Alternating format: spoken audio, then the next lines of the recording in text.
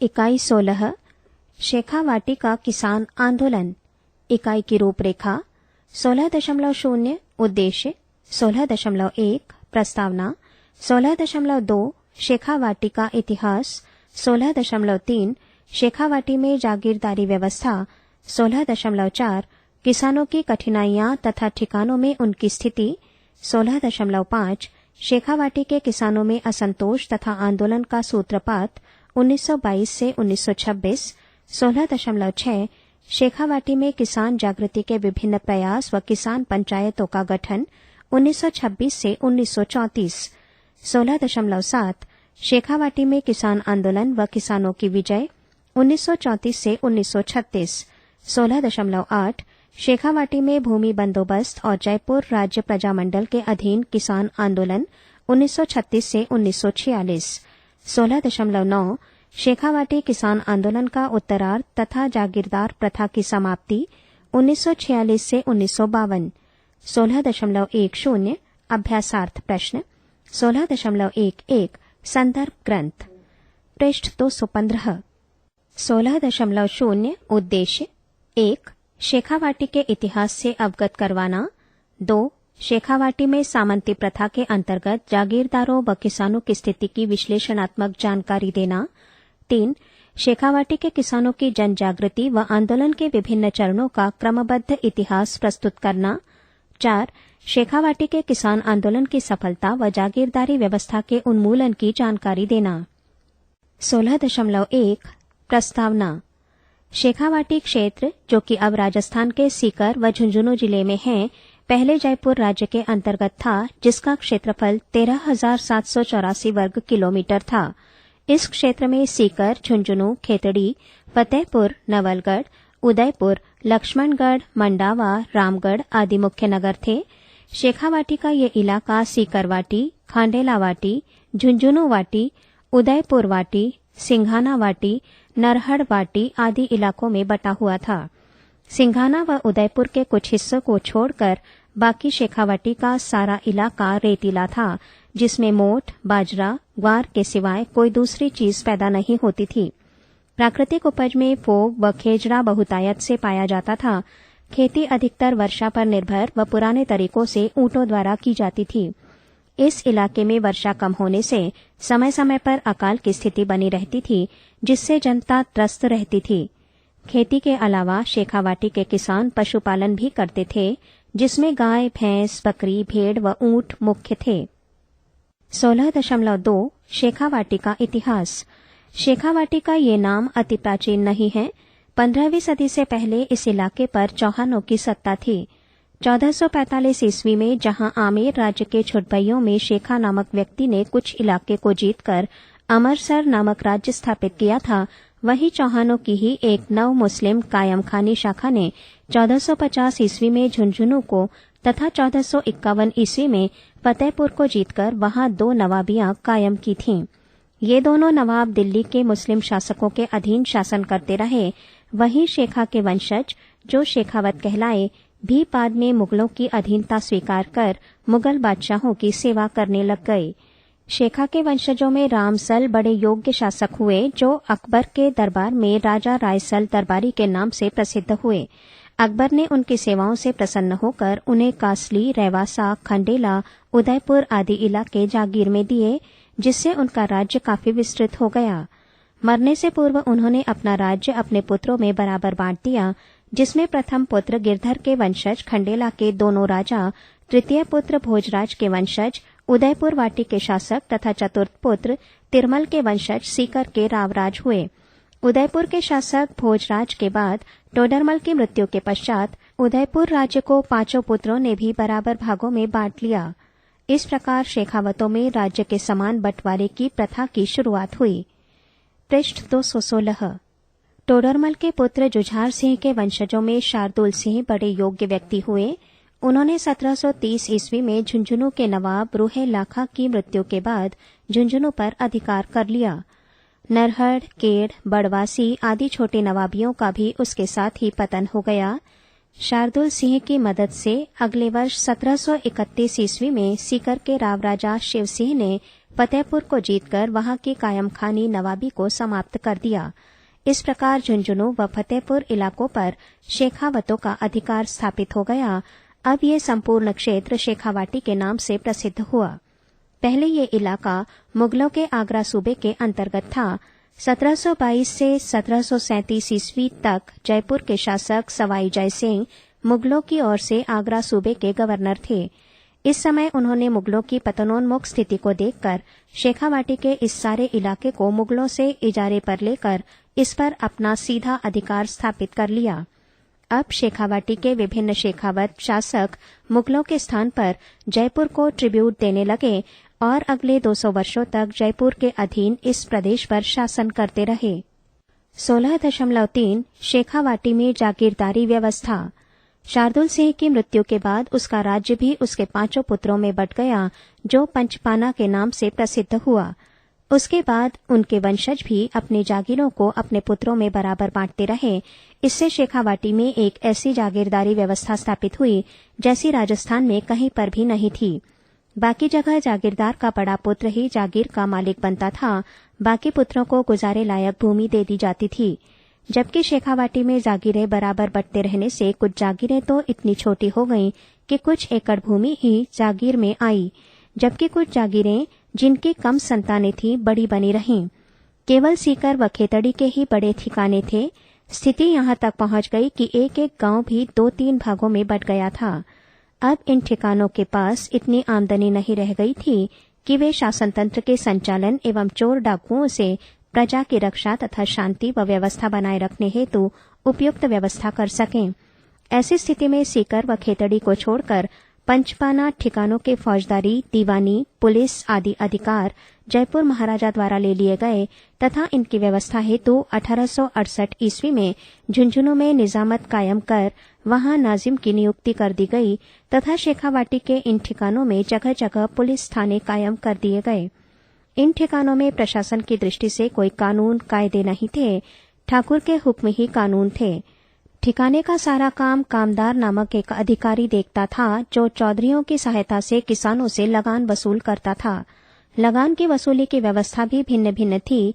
कहीं पर इजारेदारी प्रथा थी, जिसमें ऊंची रकम लगाने वाले को गांव 1 या अधिक वर्ष के लिए इजारे पर दे दिया जाता था।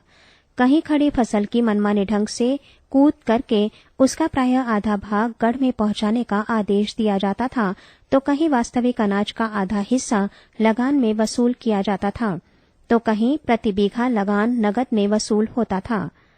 पृष्ठ 217।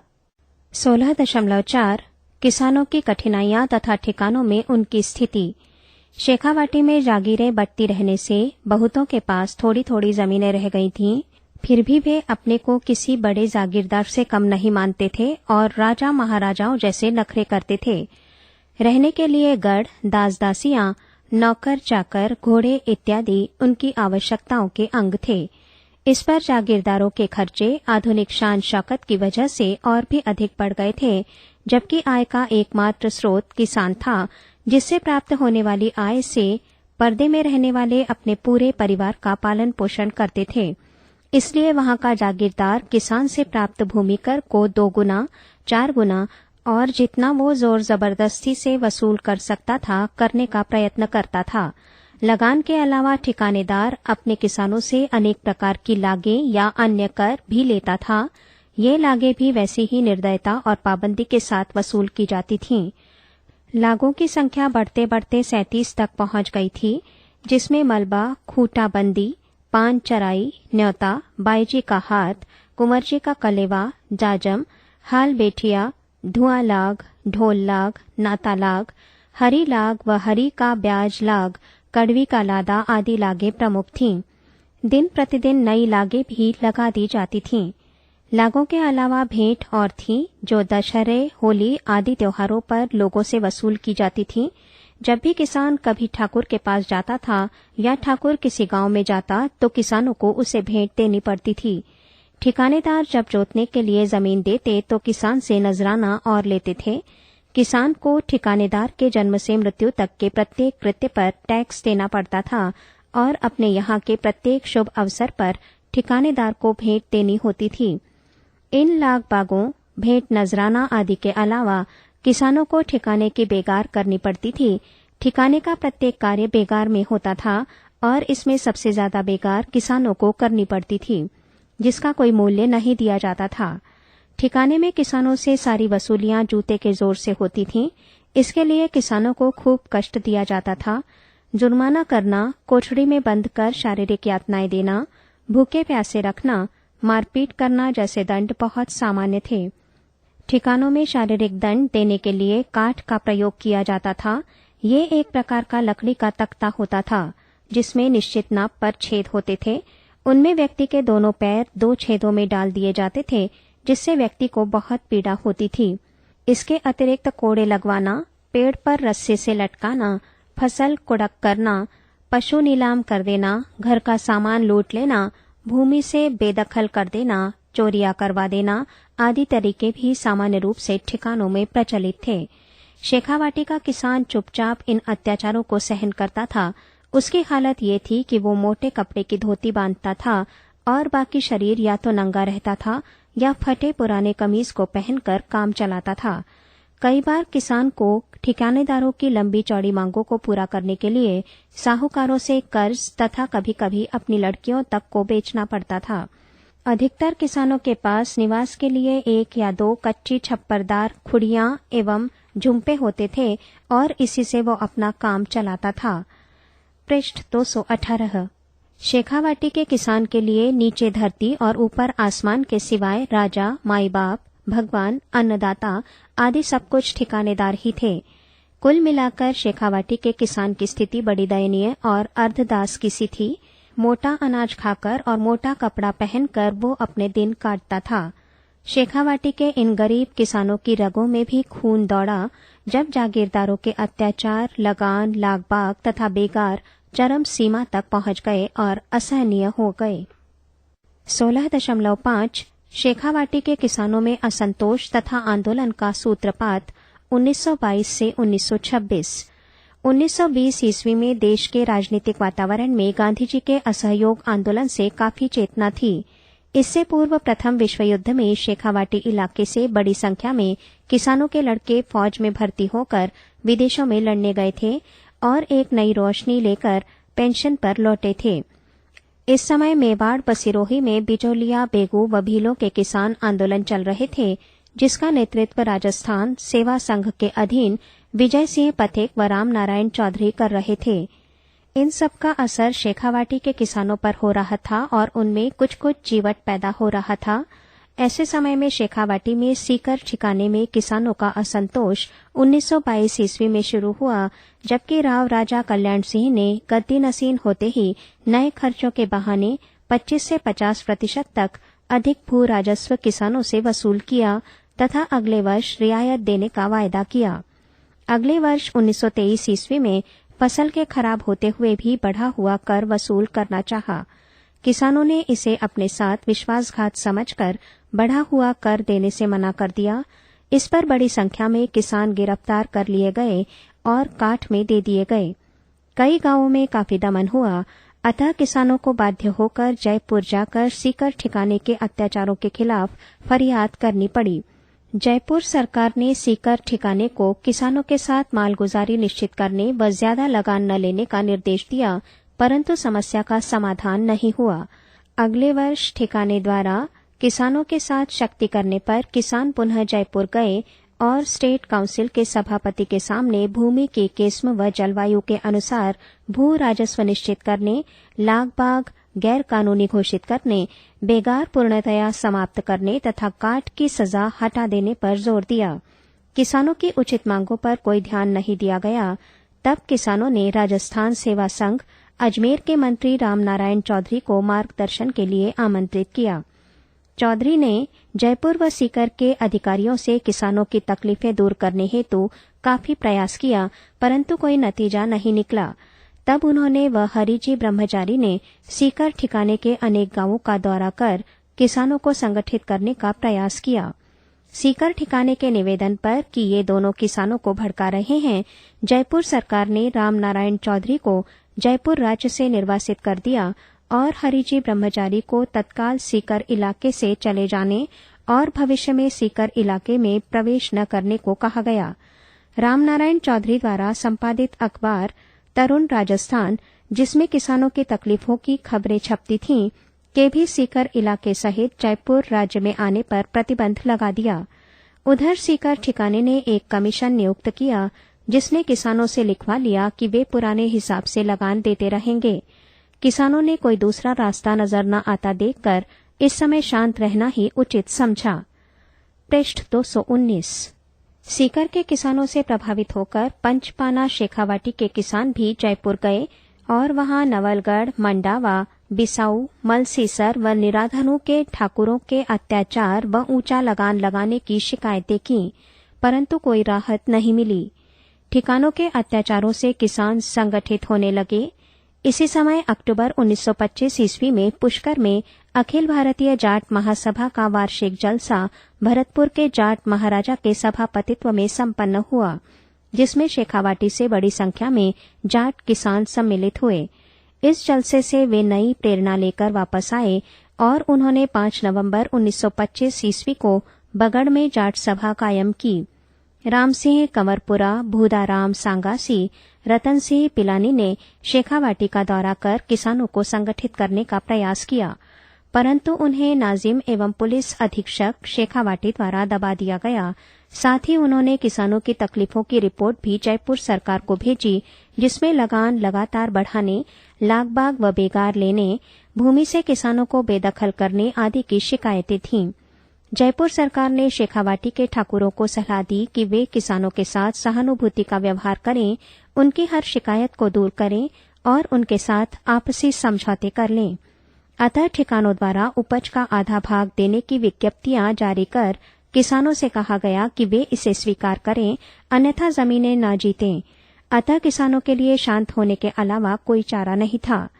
किसानों में संगठन न होने, उचित नेतृत्व व मार्गदर्शन न मिलने तथा लिखित में विकल्प ले लेने की वजह से उन्हें चुप हो जाना पड़ा और इस प्रकार शेखावाटी में 1923 ईस्वी से किसानों में जो ज्वार उठा था शांत हो गया। परंतु इसमें कोई दो राय नहीं कि इस समय के दौरान शेखावाटी के किसानों ने नींद से जागकर अंगड़ाई ली थी और हल्के से संगठित होकर शेखावाटी के जागीरदारों में एक भय पैदा किया था और ये आभास करा दिया था कि अगर उन्होंने किसानों के साथ अच्छा व्यवहार नहीं किया तो वे गंभीर संकट में पड़ सकते हैं। 16.6 शेखावाटी में किसान जागृति के विभिन्न प्रयास व किसान पंचायतों का गठन 1926 से 1934। शेखावाटी में हल्की सी इस जागृति ने ये स्थिति पैदा कर दी थी कि किसान अब ज्यादतियों का विरोध करने लगे थे। इसी समय शेखावाटी के जागीरदारों ने जनता पर एक नई जकात लगाई। मंडावा के सेठ देवी बख्श सर्राफ ने इसके खिलाफ सिर उठाया और कानूनी लड़ाई के बाद वो इस जकात को समाप्त कराने में सफल हुए। इस घटना से सेठ देवी बख्श का किसानों पर व्यापक प्रभाव पड़ा। अब उन्होंने न केवल किसानों में जागृति पैदा करनी शुरू कर दी, बल्कि उनमें आर्य समाज के माध्यम से अनेक सामाजिक सुधार भी किए। उन्होंने मंडावा में आर्य समाज का अभूतपूर्व जलसा किया, जिसमें हरलाल सिंह द्वारा ताला तोड़कर मंदिर का जो उद्घाटन हुआ वो शेखावाटी इलाके में अभूतपूर्व घटना थी। इससे जनता में बड़ा जोश पैदा हुआ। सेठ जी के आर्य समाजी कार्यकर्ताओं ने गांव व ठाणियों तक संपर्क करके लोगों में खूब चेतना पैदा की। इसी का परिणाम था कि 1930 ईस्वी में खंडेला वाटी जाट पंचायत स्थापित हुई, जिसने किसानों में शिक्षा प्रचार व समाज सुधार का कार्य तेजी से किया। इसी दौरान 1931 ईस्वी में धौलपुर के महाराजा उदय भान सिंह के सभापतित्व में अखिल भारतीय जाट महासभा का एक जलसा दिल्ली में हुआ, जिसमें शेखावाटी से बड़ी संख्या में जाट नेता वहां पहुंचे। वहीं पर राजस्थान प्रादेशिक जाट क्षत्रिय सभा की नींव डाली गई, जिसके अध्यक्ष रतन सिंह, भरतपुर व मंत्री ठाकुर देशराज नियुक्त हुए। ये शेखावाटी का सौभाग्य था कि इस समय उन्हें ठाकुर देशराज जैसे योग्य व्यक्ति का नेतृत्व प्राप्त हुआ। पृष्ठ 220। ठाकुर देशराज के प्रयत्न से ही 1931 ईस्वी में शेखावाटी किसान जाट पंचायत झुंझुनू में कायम हुई, जिसका उद्देश्य किसानों में बौद्धिक उन्नति करना व उन्हें जमीनों के हक हकूक दिलाना था। उन्हीं के प्रयास से अक्टूबर 1931 ईस्वी में अखिल भारतीय जाट महासभा का एक डेपुटेशन शेखावाटी के विभिन्न भागों में घूमा, जिसने इस इलाके में चेतना व जागृति का एक भूचाल पैदा किया। फरवरी 1932 ईस्वी में जाट महासभा का 23वां वार्षिक जलसा झुंझुनू में आयोजित किया गया, जिसमें करीब 60,000 स्त्री पुरुषों ने भाग लिया। यद्यपि ये उत्सव जाटों का था, किंतु झुंझुनू के प्रत्येक नागरिक ने इसका स्वागत किया था और ये जान पड़ता था कि ये उत्सव किसी एक जाति का नहीं, वरन उन तमाम लोगों का था जो सामंतशाही जुल्मों की चक्की में पिस रहे थे। इस उत्सव में ठाकुर देशराज ने शेखावाटी में नया जीवन पैदा करने के लिए लोगों के नाम, पहनावे और खान पान तक में परिवर्तन करने हेतु आवाज उठाई। उन्होंने कुछ जाट नेताओं को उपाधियां दी, जैसे हरलाल को सरदार हरलाल सिंह, राम सिंह को ठाकुर राम सिंह, पन्नेलाल को कुंवर पन्ने सिंह आदि। उन्होंने जाटों के बच्चों के नाम के पीछे सिंह लगाने पर भी जोर दिया। झुंझुनू का जलसा शेखावाटी की जागृति का प्रथम सुनहरा प्रभात था। जलसे के बाद ही जाटों में शिक्षा प्रचार हेतु झुंझुनू में एक जाट बोर्डिंग हाउस की नींव रखी गई। बाद में ये संस्था विद्यार्थी भवन झुंझुनू के नाम से प्रसिद्ध हुई और किसान आंदोलन की गतिविधियों का मुख्य केंद्र बनी। उस दौरान किसानों का छुटपुट विरोध अपने जागीरदारों से बना रहा।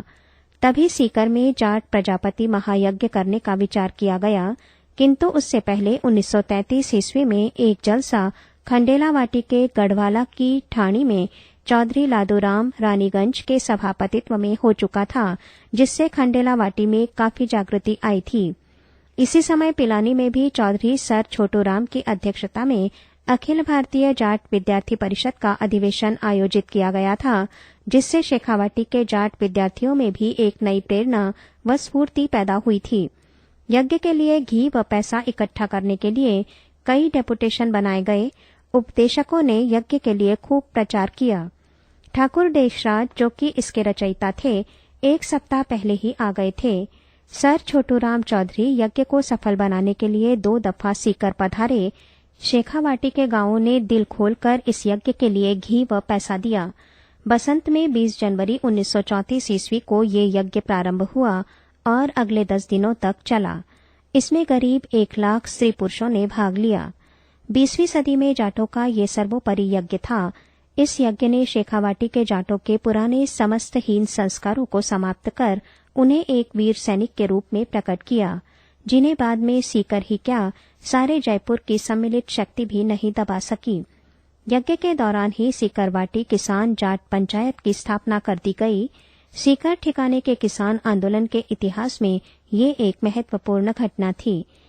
इसने एक नवयुग के आगमन की घोषणा की। इस घटना ने सीकर ठिकाने को ये बता दिया कि सीकर के किसान अब अधिक समय तक शोषण को बर्दाश्त नहीं करेंगे और जरूरत हुई तो वे इस पंचायत के मार्फत शोषण व अन्याय का जबरदस्त विरोध करेंगे।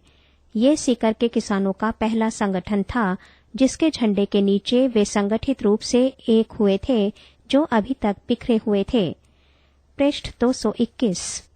इस प्रकार 1926 ईस्वी से 1934 ईस्वी के बीच की महत्वपूर्ण घटनाओं ने शेखावाटी के किसानों के हौसले बुलंद किए थे और उनमें ठिकानों से संघर्ष करने की हिम्मत पैदा की थी। 1934 ईस्वी तक खंडेलावाटी जाट पंचायत, शेखावाटी किसान जाट पंचायत और सीकरवाटी जाट पंचायत बन चुकी थी और शेखावाटी के किसान इन पंचायतों के अधीन एक संगठित शक्ति के रूप में बन चुके थे। ऐसी स्थिति में थोड़े समय बाद ही जब ठिकानों की ओर से किसानों पर ज्यादतियां शुरू हुईं, तो किसानों का आंदोलन शुरू हो गया। 16.7 शेखावाटी में किसान आंदोलन व किसानों की विजय 1934 से 1936। सीकर ठिकाने ने यज्ञ की सफलता से नाराज होकर उनके प्रमुख कार्यकर्ता कटरा थल के गोरू सिंह, मास्टर चंद्रबान सिंह आदि को कुछ आदमियों के साथ गिरफ्तार कर लिया तथा लगान बकाया के नाम पर जमीन से बेदखली, लगान की बढ़ोतरी, हवेलियों के मोहराने आदि की वसूली के नाम पर दमन का रुख अख्तियार कर लिया। सीकर ठिकाने के किसानों के लिए ये चुनौती थी। अतः 200 किसानों का एक दल जयपुर गया और जयपुर सरकार से मांग की कि भूमि का लगान निश्चित किया जाए, लाग बागों को गैर कानूनी घोषित किया जाए, बेगार व काट की सजा समाप्त की जाए, चुंगी कर को हटाया जाए, ठिकाना अपनी आमदनी का 1/8 हिस्सा शिक्षा पर खर्च करे तथा मास्टर चंद्रभान सिंह को बिना शर्त रिहा किया जाए। सीकर ठिकाने को मालूम होने पर कि किसान उसके खिलाफ जयपुर गए हैं और भी चिढ़ गया और बड़ी संख्या में किसानों को गिरफ्तार कर उनके साथ ज्यादतियां की। इस पर सीकरवाटी किसान जाट पंचायत ने ये निर्णय लिया कि ठिकाने को लगान न दिया जाए। नतीजा ये हुआ कि मार्च 1934 ईस्वी से ही किसानों ने लगान देना बंद कर दिया। ठिकाना दमन पर उतर आया। दमन सीकर तहसील से प्रारंभ हुआ और सारे ठिकाने में फैल गया। शायद ही कोई ऐसा गांव बचा था जहां आतंक न फैलाया हो तथा लूटपाट व मारपीट न हुई हो। सिहोट ठाकुर ने तो स्त्रियों तक से मारपीट करने में संकोच नहीं किया। किसान पंचायत ने कटराथल में किसानों की भारी मीटिंग कर ठिकाने की आतंकवादी घटनाओं पर भारी रोष प्रकट किया। इधर 25 अप्रैल 1934 ईस्वी को स्त्रियों की भी एक वृहद सभा अलग से हुई, जिसमें सिहोट ठाकुर को दंड देने, किसानों की मांगें जल्दी पूरी करने व जयपुर सरकार की देखरेख में भूमि बंदोबस्त चालू कराने की मांग की गई। सीकर ठिकाना जितना ही बर्बरता पर उतरा था, उतना ही किसानों का पक्ष प्रबल हुआ। 21 मई 1934 ईस्वी को 200 किसानों का एक प्रतिनिधिमंडल फिर प्रेसिडेंसी स्टेट काउंसिल जयपुर से मिला और उनकी शिकायतें दूर करने व उनके साथ न्याय करने की प्रार्थना की। अतः जयपुर सरकार ने AWT वेब को सीनियर ऑफिसर सीकर के पद पर नियुक्त कर आदेश दिया कि वे किसानों की शिकायतों पर तत्काल ध्यान दें। पृष्ठ 222। मिस्टर वेब ने पद ग्रहण करने के बाद 15 जुलाई 1934 ईस्वी को किसानों को कुछ रियायतें देने की घोषणा की, परंतु किसान उससे संतुष्ट नहीं हुए। वे बड़ी संख्या में सीकर में एकत्रित होने लगे। अतः वेब ने किसान प्रतिनिधियों से फिर बात की। अंत में 23 अगस्त 1934 ईस्वी को किसानों व ठिकाने के बीच समझौता हो गया, जिसमें 12 लागें हटा दी गईं। जमीनों पर किसानों के मौरूसी हक मान लिए गए। सीकर ठिकाने में अंदरूनी जकात हटा दी गई। भविष्य में लगान की दर तय करते समय सीकरवाटी जाट पंचायत से सलाह मशविरा करना तय किया। बेगार पूर्ण रूप से समाप्त कर दी गई। 5 प्राथमिक शालाएं जाट पंचायत द्वारा प्रस्तावित स्थानों पर खोली जाना तय हुआ। गोचर भूमि का उपयोग सबको करने का अधिकार मान लिया। एक चलता फिरता अस्पताल चालू करना तय किया तथा जाटों को भी सार्वजनिक नौकरियों में समान अवसर दिए जाने की बात मान ली गई। किसान इस समझौते से संतुष्ट हो गए, परंतु जिसके पास शक्ति होती है वो इतनी जल्दी आसानी से थोड़े ही झुकता है। सीकर ठिकाने ने किसान पंचायत से राय लिए बिना ही अगली फसल का लगान ज्यादा तय कर दिया। नतीजा ये हुआ कि आंदोलन फिर शुरू हो गया। किसान फिर संगठित होने लगे और लगान की वसूली बिल्कुल ही बंद हो गई। इस पर सीकर ठिकाने द्वारा निवेदन करने पर जयपुर सरकार ने 24 दिसंबर 1934 ईस्वी को एक अध्यादेश जारी किया, जिसमें लगान वसूली मुलतवी करने के लिए प्रोत्साहित करते पाए जाने वाले को स्टेट से बाहर निकालने, उसे 6 माह तक कैद व जुर्माना की सजा देने तथा अपराध नाकाबिल जमानत तथा हेड कांस्टेबल तक को जुर्म तय करने का अधिकार दिया गया। अब इस अध्यादेश के अंतर्गत लगान न देने के लिए भड़काने के आरोप में गिरफ्तारियां शुरू हो गईं तथा ठिकाने के अधिकारी व भूमिया लगान वसूली में किसानों पर ज्यादतियां करने लगे। किसान पीटे गए व उनकी स्त्रियों को बेइज्जत किया गया। लेकिन इन सब के बावजूद भी राजस्व वसूली नहीं हुई। अतः ठिकाने को बाध्य होकर 10 मार्च 1935 ईस्वी को फिर किसान प्रतिनिधियों से समझौता करना पड़ा, जिसमें लगान में छूट देने, भूमि बंदोबस्त हेतु यूरोपीय अनुभवी सेटलमेंट ऑफिसर नियुक्त करने, जाटों को हाथी की सवारी करने, 7 बीघा भूमि जाट बोर्डिंग हाउस बनाने हेतु देने, 6 जाट अफसरों को नियुक्त करने तथा जेलों में बंदी किसानों को छोड़ने का निर्णय हुआ।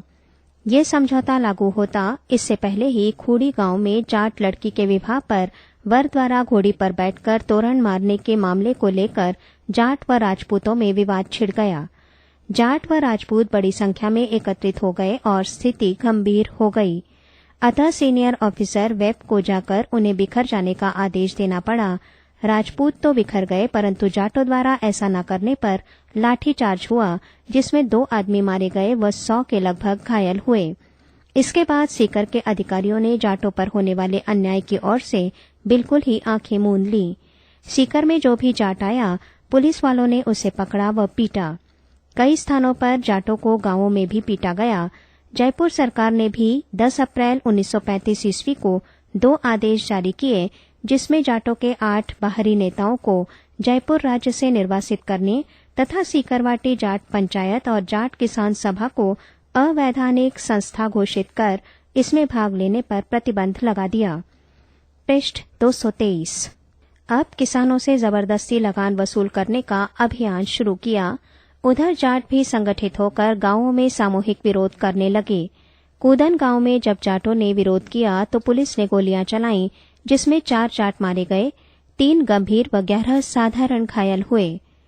मिस्टर वेब ने आकर गांव में आतंक फैला दिया और लूट की इजाजत दे दी।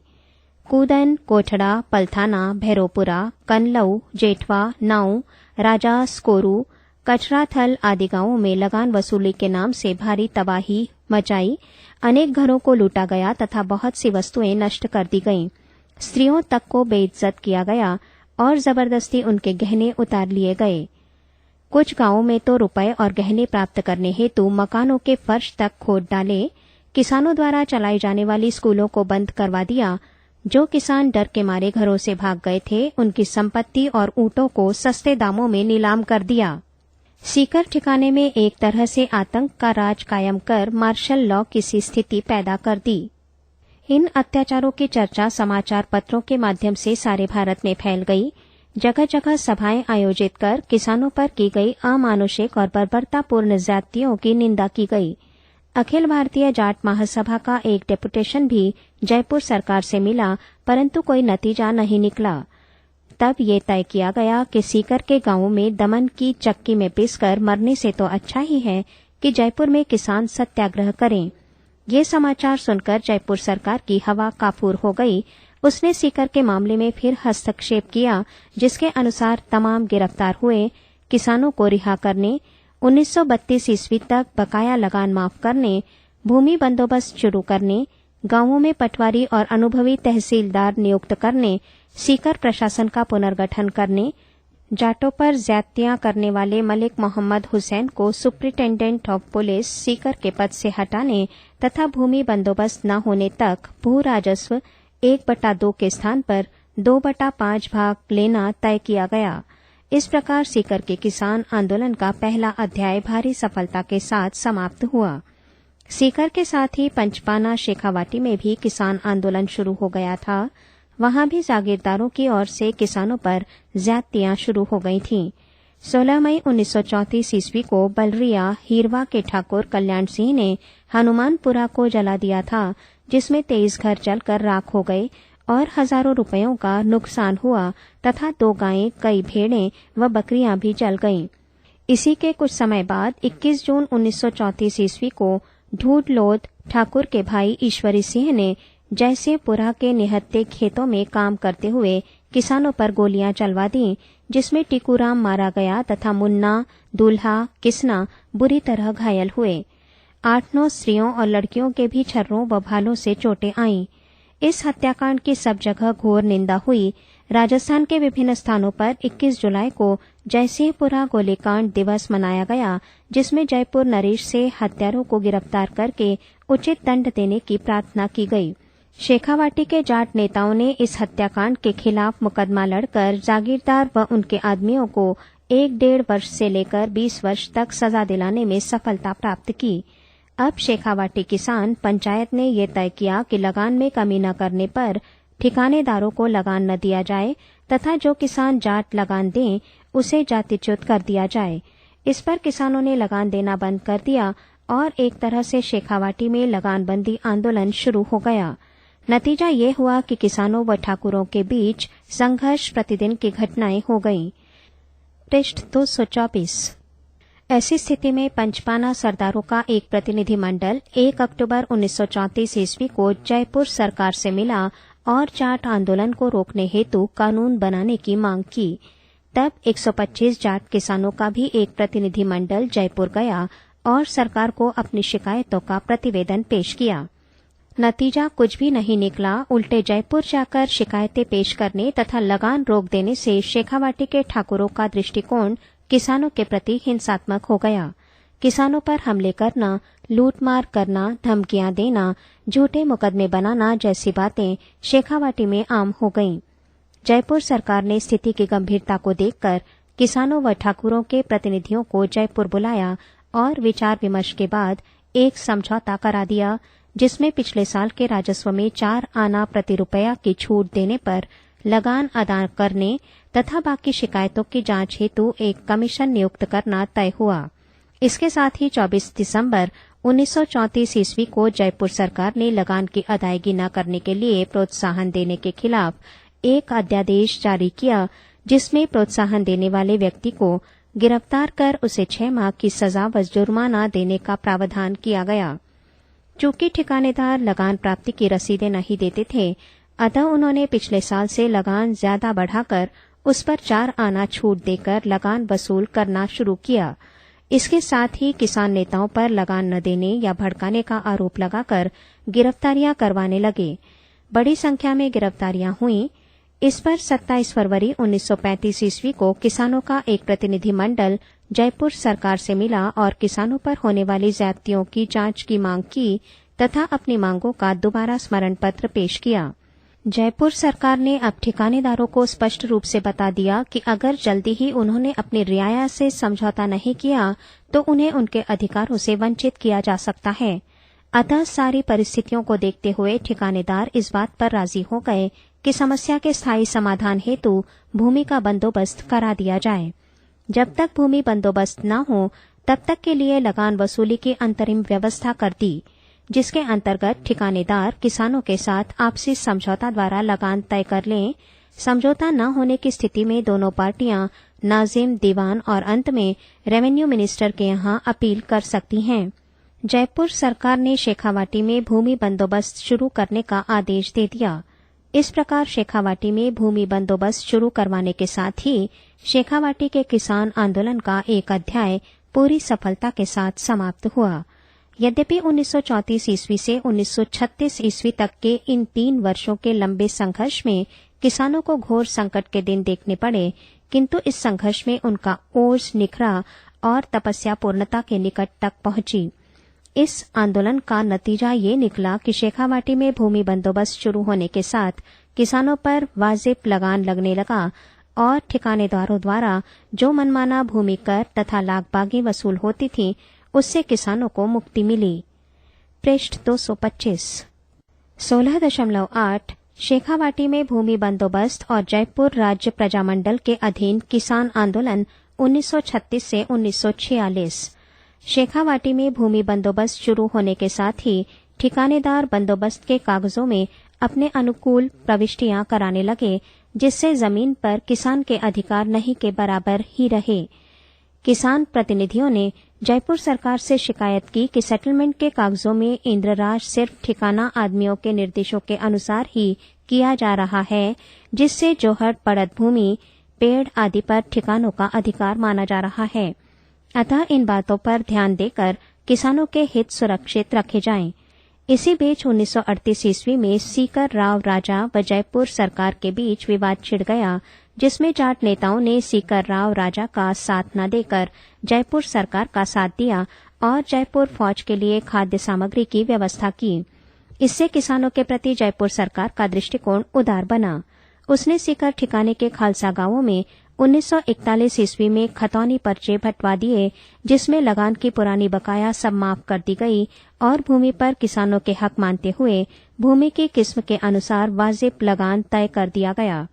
इससे सीकर ठिकाने के किसानों की समस्या लगभग समाप्त हो गई, परंतु पंचपाना शेखावाटी के किसानों की समस्या और उलझ गई, जबकि उनके नेताओं ने जयपुर राज्य प्रजामंडल के साथ मिलना तय कर लिया और जयपुर प्रजामंडल के अध्यक्ष जमनालाल बजाज द्वारा जयपुर राज्य में प्रवेश पर लगे प्रतिबंध को तोड़कर राज्य में प्रवेश करने पर गिरफ्तार कर लेने पर सत्याग्रह में भाग लिया।